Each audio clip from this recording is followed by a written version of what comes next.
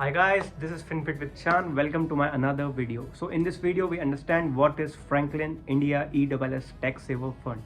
So basically एक open ended scheme है जो linked है market से. So जो investor long term appreciation seek कर रहे हैं with tax deduction under 80C of Indian Tax Act वो इसमें invest कर सकते हैं. So basically ये जो scheme है वो 80% equity invest करती है उस scheme में. जो इसका लॉकअप पीरियड है वो है मिनिमम ऑफ 3 इयर्स. सो जो इन्वेस्टर इन्वेस्ट करता है अप टू 1.5 लाख, सो इसमें उसको टैक्स डिडक्शन मिलता है. सो ये एक ऑल्टरनेटिव है टैक्स डिडक्शन के लिए. अगर कोई इन्वेस्टर लॉन्ग टर्म एप्रिसिएशन ढूंढ रहा है सो इसमें इन्वेस्ट कर सकता है. जो आइडियल टाइम होराइजन है इसका वो है minimum of 5 years. Entry lot कुछ नहीं है, एग्जिट लॉट कुछ नहीं है. सो बेस्ट स्कीम है. I will suggest you to invest in it. And what are the 4 golden rules to build long-term wealth? First, know your time horizon. Second, stick to your plan.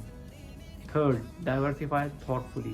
Fourth, market in the timing is hard, but the timing in the market is easy. In conclusion, I want to say that compounding is the real game. Go for long-term goals rather than short-term gains. Thank you.